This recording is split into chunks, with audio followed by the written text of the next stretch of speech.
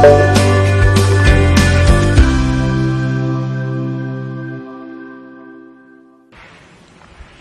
Dielectric में एक छोटा सा पॉइंट और होता है कि जब किसी भी कैपेसिटर के अंदर हम डाइलेक्ट्रिक फिल करते हैं तो एक चार्ज इंड्यूस हो जाता है डाइलेक्ट्रिक की आउटर सरफेसेस पे, उन सरफेसेस पे जो बिल्कुल कैपेसिटर की प्लेट के क्लोज हैं।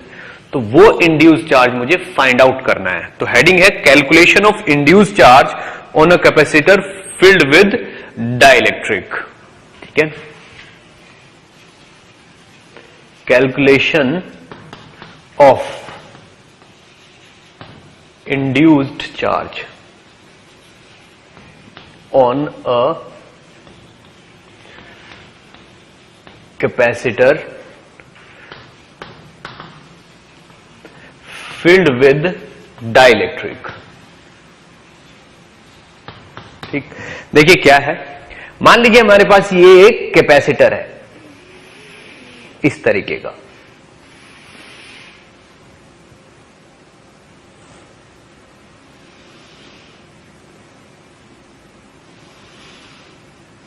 यूं। इस कैपेसिटर में क्या है, इसकी प्लेट्स को मैंने प्लस क्यू और माइनस क्यू चार्ज दिया हुआ है। इस कैपेसिटर की जो प्लेट्स हैं इनको मैंने प्लस क्यू और माइनस क्यू चार्ज दिया हुआ है। क्लियर? अब हम क्या करते हैं, इसके अंदर एक डाइलेक्ट्रिक फिल करते हैं। ठीक है ना, डाइलेक्ट्रिक फिल किस तरीके से करते हैं, बिल्कुल एंड टू एंड।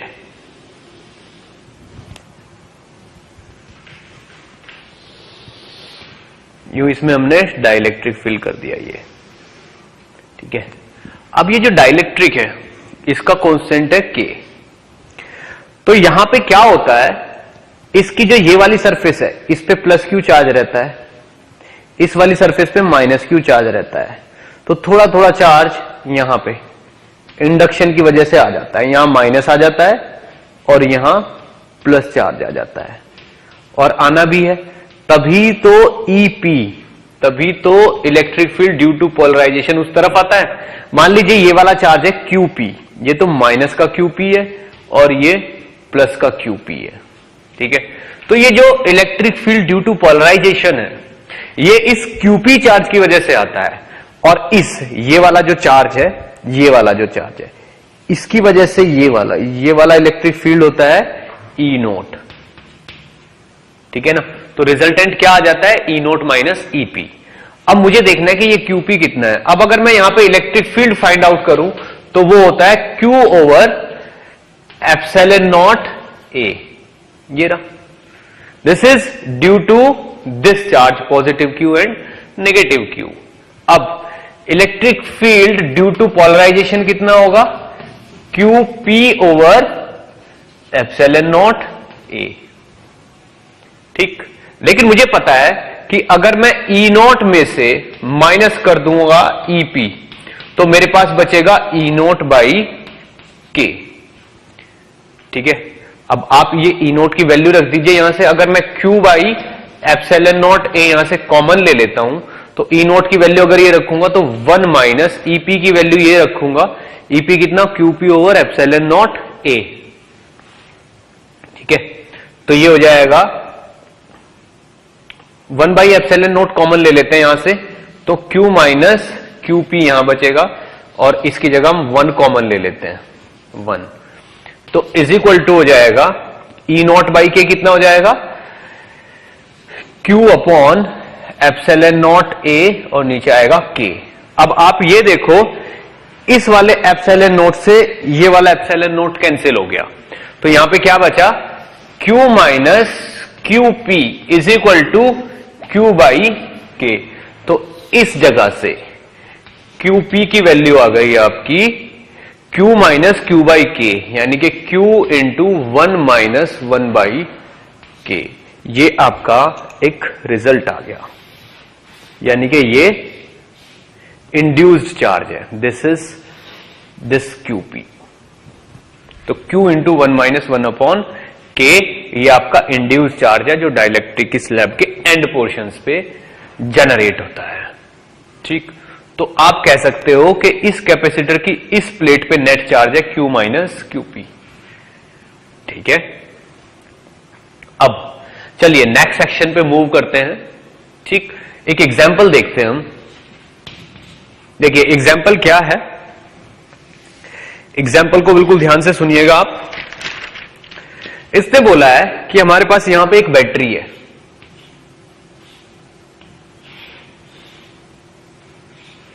और यहां पे हमने दो कैपेसिटर्स लगाए हुए हैं C1 एंड C2। ठीक है ना, इस तरीके से दो कैपेसिटर्स लगाए हुए हैं ये। ठीक है ना, this is C1 and this is C2। दोनों इक्वल कैपेसिटर है, यानी कि C1 is equal to C2 is equal to C। ये कैपेसिटर्स है। बैटरी का EMF है E। अब ये कहता है कि जब हम एक कैपेसिटर में कुछ डाइलेक्ट्रिक फिल कर देते हैं तो यहां से पास होने वाला चार्ज कितना है, डेल्टा Q। यानी कि अब अगर मैं इसी डायग्राम को इस तरीके से ड्रॉ करता हूं यहां पे, यानी कि जो कैपेसिटर्स हैं वो ऐसे हो गए कि अब उनमें हमने कुछ फिल कर दिया, मतलब एक कैपेसिटर में हमने कुछ फिल कर दिया यहां पे इस तरीके से। एक कैपेसिटर के अंदर हमने फिल कर दिया कोई डाइलेक्ट्रिक, मान लीजिए ये वाला डाइलेक्ट्रिक फिल कर दिया हमने इस कैपेसिटर के अंदर यहां पे। ठीक है, K, तो ये वाला C हुआ, ये वाला C हुआ, C1 और ये C2। तो अब आप ये देखिए यहां पे C1 और C2 की वैल्यू रहती है। अब C1 की वैल्यू तो यहां पे C रहेगी, लेकिन C2 की वैल्यू क्या हो जाएगी, K टाइम्स इंटू C, क्योंकि डाइलेक्ट्रिक फिल कर दिया हमने। अब ये बोल रहा है कि इसमें चलने वाला एक्स्ट्रा चार्ज कितना है, कितना चार्ज एक्स्ट्रा फ्लो होगा, ये हमारा क्वेश्चन है। यानी कि इसको फिल करते ही कितना एक्स्ट्रा चार्ज यहां पे फ्लो होगा इस तरफ, ये हमको फाइंड आउट करना है। अब आप यहां पे देखिए, अगर यहां पे मैं चार्ज देखूं तो ये C और C इक्वल है बिल्कुल, दोनों के दोनों। तो डेफिनेटली E/2 का पोटेंशियल इसके अक्रॉस होगा और E/2 का पोटेंशियल इसके अक्रॉस होगा। तो V1 is equal to V2 is equal to E/2। ठीक, तो अब आप ये देखो, अगर ये दोनों के दोनों सीरीज में है तो दोनों पे सेम चार्ज होगा। तो Q1 is equal to Q2 is equal to, charge is equal to क्या होता है, C इंटू V। तो C E/2 इतना चार्ज इन दोनों पे होगा। लेकिन अब ये दोनों सीरीज में है और इनका कैपेसिटेंस अलग अलग है, तो इसके अक्रॉस पोटेंशियल का डिफरेंस मुझे नहीं पता, इसके अक्रॉस भी नहीं पता, लेकिन C इक्विवेलेंट मुझे पता है। C इक्विवेलेंट होगा C into KC divided by C plus KC, यानी कि CK ओवर K प्लस 1, ये C इक्विवेलेंट हो गया। तो अब जो यहां से Q निकल के आया, ठीक है ना, जो यहां से Q निकल के आया, Q फाइनल, जो फाइनल होगा इन पे वो होगा, इन दोनों के बीच में इक्विवेलेंट कैपेसिटेंस तो इतना है और पोटेंशियल का डिफरेंस है E, तो ये होगा CK into E by K plus 1। तो डेल्टा Q कितना हो जाएगा, ठीक है ना, ये तो आपका Q इनिशियल है, तो Q final minus Q initial, यानी कि CK E by K plus 1 minus CE by 2। ठीक है ना, इसको अगर आप सॉल्व करोगे तो आपका आंसर आ जाएगा CE by 2 divided by into K minus 1 और डिवाइडेड बाई K प्लस 1, ये आपका आंसर आ जाएगा। ठीक है, तो ये चलिए मैंने आंसर तक तो सॉल्व कर लिया, यहां पे ये आंसर आ जाएगा आपका। अब अगर ये पूछा जाए कि इसके अक्रॉस वोल्टेज का डिफरेंस V1 है, इसके अक्रॉस V2 है, तो यहां पे V1, ठीक है ना, इसके बाद V1 की वैल्यू फाइंड आउट करिए। V1 की वैल्यू क्या होगी, Q1 बाई C1, और Q1 कितना है, इस पे Q कितना है, finally K C E divided by C1। C1 की वैल्यू कितनी आएगी,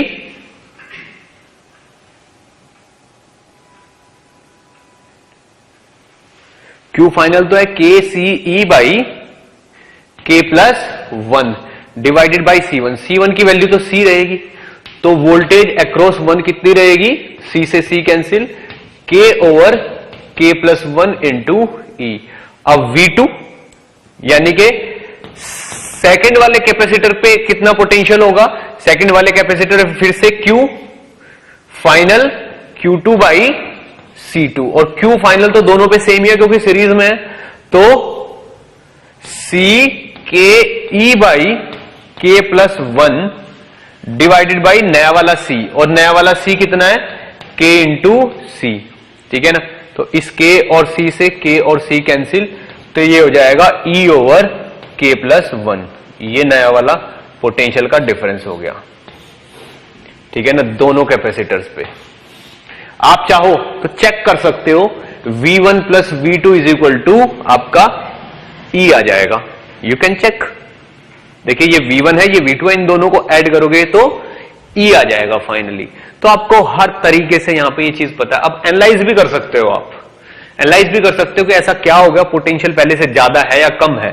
ठीक है ना, देखिए अगर मैं इसको अब एक नया एग्जाम्पल ले लेते हैं थोड़ा सा एनालाइज करने के लिए, मान लीजिए K इज इक्वल टू 2, तो Q initial is equal to CE by 2। अब Q फाइनल क्या है, KCE, K इतना 2 इंटू CE बाई 2 प्लस 1 यानी कि 2/3 CE। ठीक है ना, ये कितना हुआ 1/2 और ये 2/3। Definitely Q final is greater than Q initial. देखिए पहला वाला चार्ज कितना है, CE बाई 2, और फाइनल वाला चार्ज कितना है, KCE बाई K प्लस 1, 2/3। तो इसलिए Q final is greater than Q initial, यानी कि चार्ज जो है वो एक्स्ट्रा बैटरी एक्स्ट्रा चार्ज देगी और तब उन पे आ जाएगा ये फाइनल। और पोटेंशियल का डिफरेंस तो कांस्टेंट रहना है नेट। अब ये बात अलग है कि एक का पोटेंशियल का डिफरेंस कम हो जाएगा, एक का ज्यादा हो जाएगा। ठीक है ना, आप देखो V1 is equal to E by 2 और V1 फाइनल कितना होगा आपका, ये रहा K और K प्लस 1 यानी कि 2/3 इंटू E। ये V1 फाइनल होगा, और ये V2 फाइनल कितना होगा, V2 इनिशियल कितना था E बाई 2, और V2 फाइनल कितना होगा आपका E ओवर K प्लस 1 यानी कि E बाई 3। ठीक, आप देखिए ये वाली चीज है, तो V1 तो इंक्रीज हो गया और ये वाला डिक्रीज हो गया। इसका मीनिंग क्या हुआ, देखिए जिस कैपेसिटर में डाइलेक्ट्रिक फिल नहीं किया था उसका पोटेंशियल बढ़ गया, 2/3 E हो गया, यानी कि 2/3 का मतलब होता है 0.66 E। 2/3 का मतलब होता है 0.66। ठीक है, तो आप देखिए पहले ये 0.5 था, अब ये 0.6 है, यानी कि जो फाइनल चार्ज है वो इंक्रीज हो गया। अब पोटेंशियल्स देखते हैं। पोटेंशियल पहले वाले का पोटेंशियल पहले E बाई 2 था और अब यानी कि 0.5 E था और अब 0.66 E है, यानी कि पहले का पोटेंशियल तो इंक्रीज होगा। अब दूसरे का देखो, दूसरे का ये हुआ 0.33, इसका पहले 0.5 E था अब 0.33 E है। ठीक, यानी कि डाइलेक्ट्रिक फिल करने से पोटेंशियल कम हो जाता है इवन इन सर्किट। तो ये वाला कैपेसिटर सर्किट के अंदर है, यहां पे भी इसका पोटेंशियल कम हो गया। आप ये देख सकते हो, इस क्वेश्चन से बहुत सारे रिजल्ट निकलते हैं। तो ये मैंने एक न्यूमेरिकल वैल्यू ऐड करके तब आपको एनालिसिस करके दिखाया है, क्योंकि K की वैल्यू ऑलवेज ग्रेटर देन 1 ही होनी है, तो क्यों ना 2 लेके एनालाइज किया जाए। तो 2 लेके आपके पास ये वाला एनालिसिस आया है। क्लियर, इसको बहुत अच्छे से नोट करिए, फिर हम नेक्स्ट पॉइंट पे स्विच करते हैं। ओके, तो इस क्वेश्चन के बाद एक और अरेंजमेंट देखिए मैंने जब आपको डाइलेक्ट्रिक एक्सप्लेन किया था कि किसी कैपेसिटर के अंदर जब हम डाइलेक्ट्रिक इंसर्ट कर देते हैं तो एनर्जी K टाइम्स कम हो जाती है। ठीक है, और जब बैटरी कनेक्ट कर देते हैं तो एनर्जी k टाइम्स बढ़ जाती है। ठीक है, अब अगर आपसे पूछा जाए कि जब कैपेसिटर के अंदर हम डाइलेक्ट्रिक इंसर्ट करते हैं और एनर्जी k टाइम्स कम हो जाती है, तो वो जो एनर्जी कम हुई है वो कहां चली गई, किस जगह चली गई, वो कहां पे यूज हुई? ठीक, तो आंसर ये आता है कि जब डाइलेक्ट्रिक आप इंसर्ट करते हो तो कैपेसिटर के अंदर जो चार्ज होता है प्लेट्स पे ऊपर और नीचे, वो चार्ज और डाइलेक्ट्रिक स्लैब पे इंड्यूस्ड चार्ज अपोजिट नेचर के होते हैं और दोनों में अट्रैक्शन का फोर्स होता है। दोनों में अगर अट्रैक्शन का फोर्स है तो जो कैपेसिटर के अंदर वाला चार्ज है वो डाइलेक्ट्रिक स्लैब को अपनी तरफ अट्रैक्ट करेगा, खींचेगा। ठीक, तो जैसे डाइलेक्ट्रिक स्लैब को आप थोड़ा सा इंसर्ट कर देते हो, वो चार्ज उसको खुद ब खुद ऑटोमेटिकली अट्रैक्ट करने लगता है। तो डाइलेक्ट्रिक स्लैब में एक काइनेटिक एनर्जी आ जाती है due to this force and acceleration. अब ये काइनेटिक एनर्जी वही काइनेटिक एनर्जी है जो कैपेसिटर की इलेक्ट्रिकल एनर्जी लॉस हुआ है। ठीक है, देखिए किस तरीके से इस अरेंजमेंट को मैं आपको एक्सप्लेन करूंगा। मान लीजिए मेरे पास एक कैपेसिटर है इस तरीके का, यूं,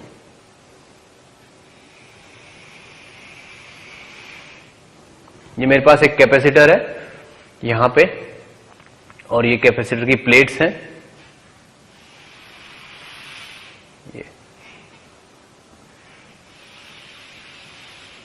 ठीक। अब इस कैपेसिटर में मुझे डाइलेक्ट्रिक स्लैब इंसर्ट करनी है। ठीक है, मान लीजिए कैपेसिटर कैसा है,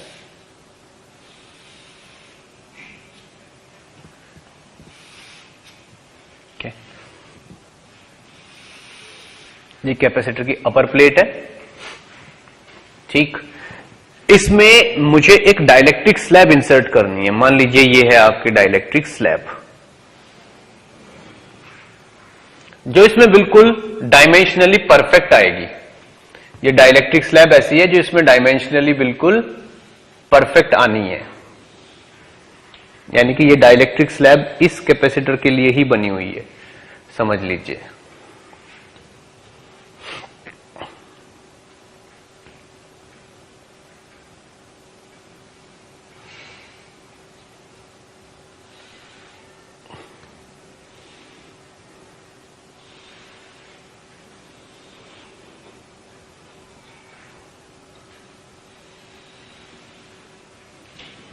ये डाइलेक्ट्रिक स्लैब है जिसके अंदर इंसर्ट होनी है, तो ये यहां पे ऐसे दिखेगी आपको यूं। तो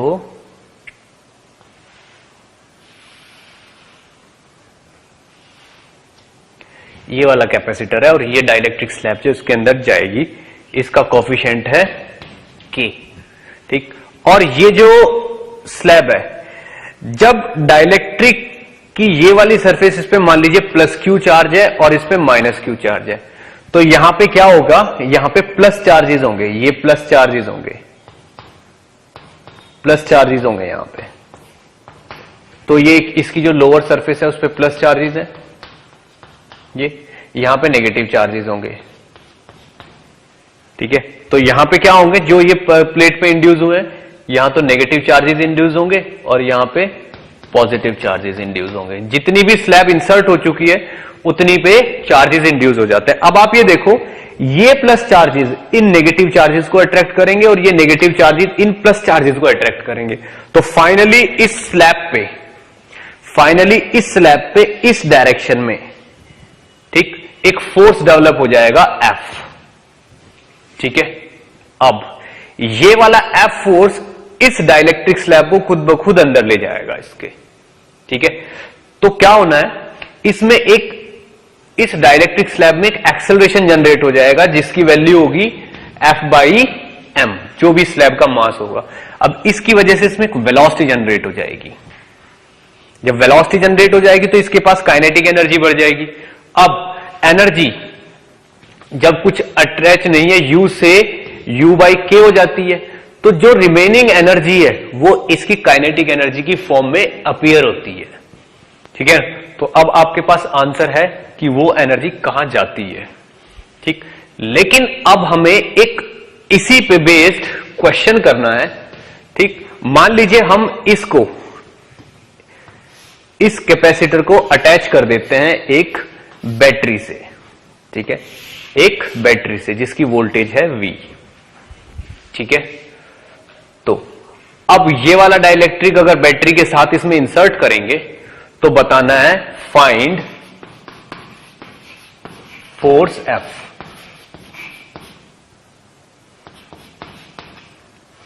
फाइंड फोर्स F कितना है। ठीक है ना, हमारे पास ये क्वेश्चन है। अब मान लीजिए हमने जो इंसर्ट कर दिया slab that is equal to x। ये वाली डायमेंशन L है, ये वाली डायमेंशन B है, तो L into B is equal to area A। Question क्या है, फाइंड फोर्स F। जो फोर्स अट्रैक्शन का है उसकी वैल्यू फाइंड आउट करनी है हमें। क्लियर, चलिए इस काम पे अब हम लग जाते हैं, हमको फोर्स फाइंड आउट करना है।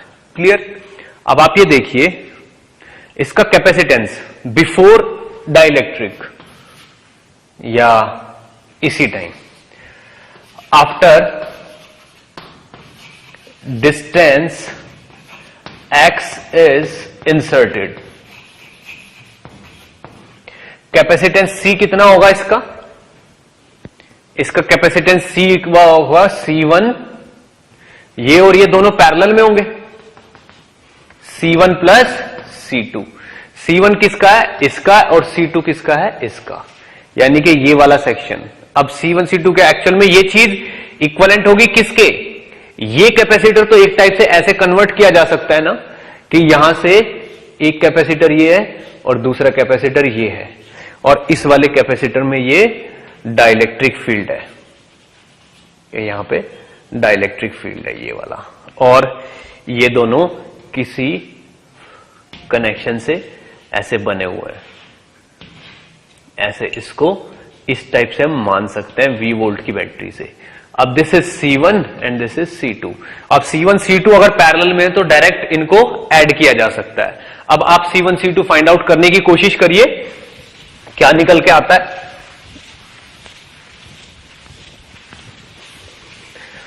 ठीक है, देखिए मेरे को फाइंड आउट करना है C1। C1 फाइंड आउट करने के लिए मुझे क्या करना पड़ेगा, epsilon naught A।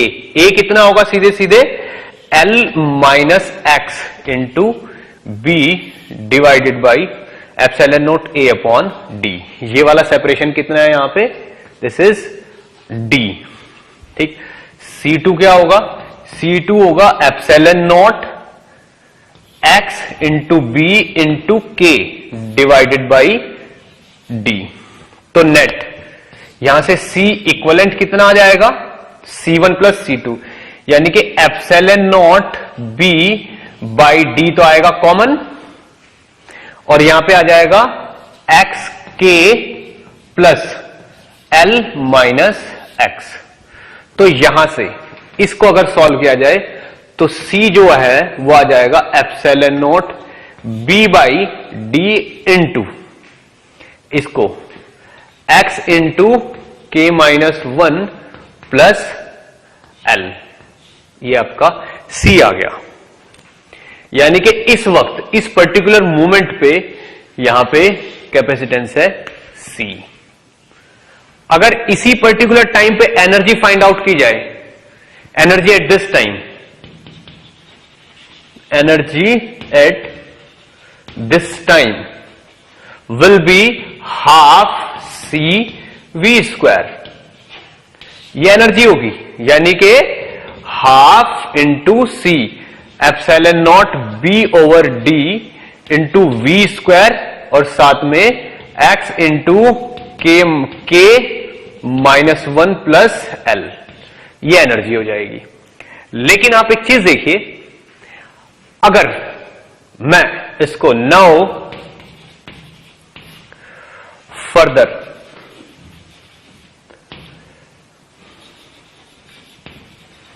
Distance dx और इंसर्ट करते हैं, we further insert further insert डिस्टेंस dx। अगर मैं इसको फर्दर dx डिस्टेंस इंसर्ट कर देता हूं, ठीक है ना, तो चेंज इन c कितना होगा, dc। चेंज इन c कितना होगा, dc, यानी कि capacitance will be, new capacitance will be c plus dc।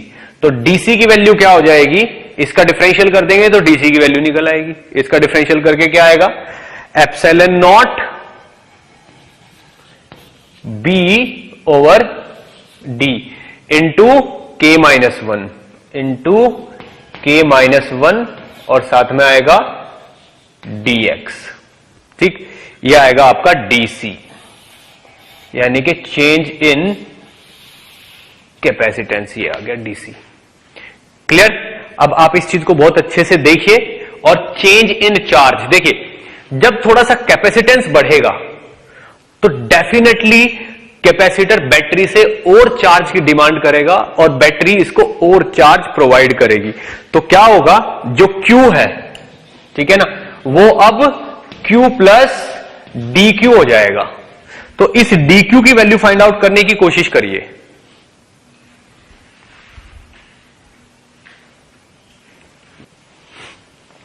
Okay, तो मैंने आपको काम दिया है Q में इंक्रीमेंट dQ फाइंड आउट करने के लिए। बहुत आसान काम है। dQ क्या होगा, जितना भी कैपेसिटेंस में चेंज आया है multiply by voltage DC into V। ठीक है, अब थोड़ा सा आपको और ध्यान देना पड़ेगा। देखिए, मैंने इस स्लैब को फर्दर dx इंसर्ट कर दिया, यानी कि मैंने इसको dx और इंसर्ट कर दिया ये, ठीक है ना। अगर मैंने इसको dx इंसर्ट कर दिया तो इसका कैपेसिटेंस इंक्रीज हो गया, बैटरी से और चार्ज आ गया, और बैटरी से और चार्ज आने का मतलब है बैटरी से और एनर्जी आ गई है, ठीक है ना। अब मुझे थोड़ा सा एनर्जी का एक्सपेंशन देखना है, वो कहां कहां पे एक्सपेंड होती है, किस किस जगह पे वो उसका मतलब यूटिलाइजेशन होता है, या कहां कहां वो डिस्ट्रीब्यूट होती है। देखिए, अगर मैंने इसको फ्री छोड़ा, अगर इसको मैंने फ्री रखा, ठीक है ना, तो velocity will be not equal to 0 और इसमें काइनेटिक एनर्जी आ जाएगी। लेकिन अगर मैं इसको बहुत ज्यादा स्लो रखता हूं तो मुझे क्या करना पड़ेगा, इसमें एक किसी एक्सटर्नल एजेंट को एक वर्क देना पड़ेगा,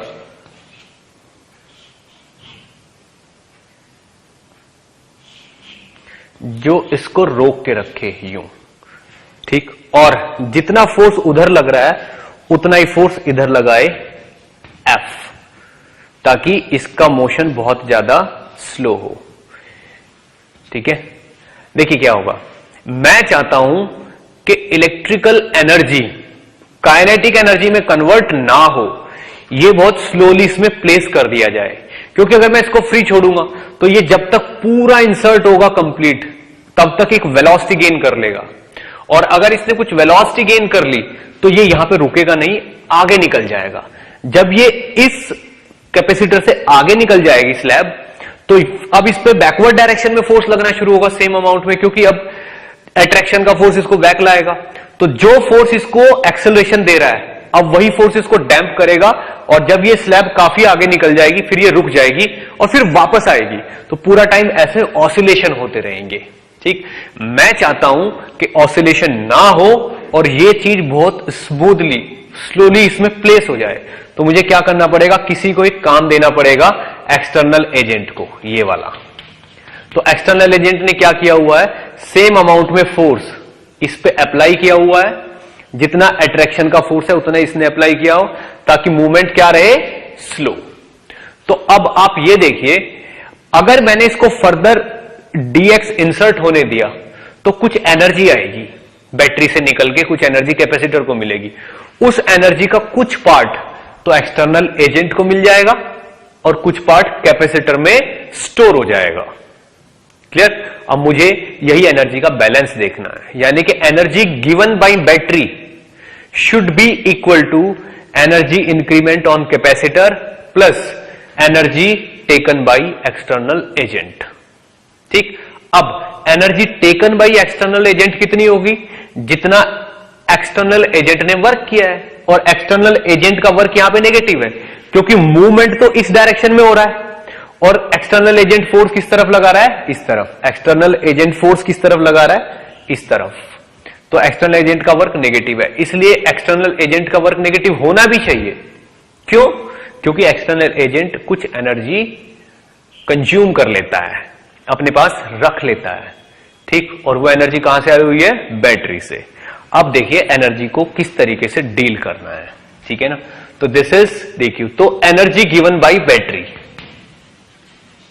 energy given by battery should be equal to dq into v। ठीक है, और dq कितना है? dc इंटू v, यानी कि dc into v square. This is energy given by battery, this is equal to 1। ठीक है ना, एक काम हमारा पूरा हुआ। अब energy taken by external agent is equal to E agent, वो होगी F इंटू dx के बराबर। जो फोर्स लगा रहा है और जितना भी उसने ये किया है, F इंटू dx के बराबर होगी। ये चीज हो गई सेकंड। ठीक है, थर्ड। ठीक है, ये चीज हो गई आपकी सेकंड थिंग। अब थर्ड देखिए, energy stored on capacitor further। फिर से एनर्जी कितनी स्टोर हुई? वो होगी half DC into V square. ये होगी एनर्जी ऑफ कैपेसिटर। ठीक, अब ये हो गई आपकी नंबर 3 की चीज। ठीक है ना, अब एनर्जी बैलेंस।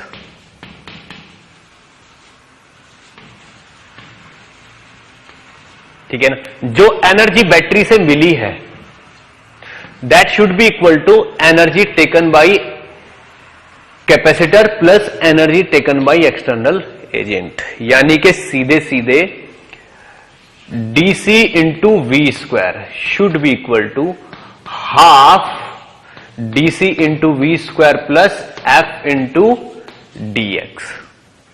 तो यहां से सीधे सीधे F इंटू डीएक्स की वैल्यू कितनी आ गई?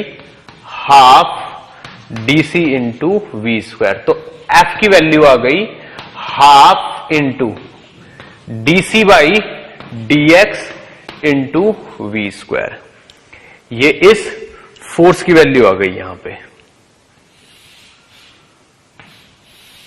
अब क्या डीसी बाई डीएक्स हमारे पास है? डीसी बाई डीएक्स तो ये रहा, तो यहां से डीसी बाई डीएक्स की वैल्यू यहां पे रख दीजिए। तो एफ आ गया आपका 1/2। डीसी बाई डीएक्स की वैल्यू क्या है? Epsilon not be by D into के माइनस 1। ये कितनी वैल्यू है? Epsilon not be by D into के माइनस 1।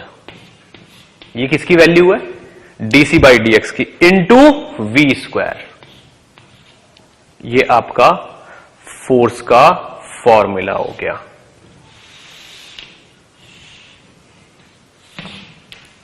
ये आपके फोर्स का फॉर्मूला हो गया, समझ लीजिए। और अपने आप में ये बहुत ही बड़ी बात हो जाती है।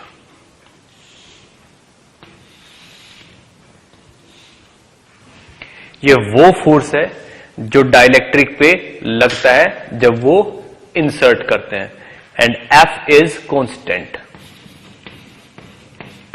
बहुत बड़ा पॉइंट है, F is constant.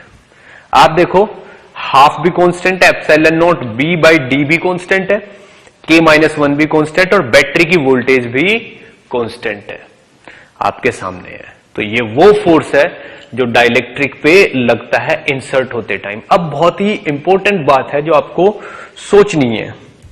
F constant, that means no SHM, that means no SHM, because F अगर कांस्टेंट है तो एसएचएम हो नहीं सकती। क्यों नहीं हो सकती? क्योंकि F should be directly proportional to X, और एफ यहां पे कांस्टेंट है, यानी कि डाइलेक्ट्रिक चाहे थोड़ा सा इंसर्ट हो या ज्यादा इंसर्ट हो, एफ की वैल्यू कांस्टेंट है। और जैसे ही डाइलेक्ट्रिक पूरा इंसर्ट हो जाता है और फिर थोड़ा सा आगे निकल जाता है, तो same amount of F get reversed, उल्टी डायरेक्शन में लगने लगती है, लेकिन एफ की वैल्यू चेंज नहीं होती। ठीक है ना? इसलिए एफ जो है इस स्लैब को ऑसिलेशन तो करा देगा अंदर, बट एसएचएम नहीं होगी। क्लियर? इस चीज को बहुत अच्छे से नोट करिए। ठीक है, फिर हम थोड़ा सा और आगे बढ़ते हैं।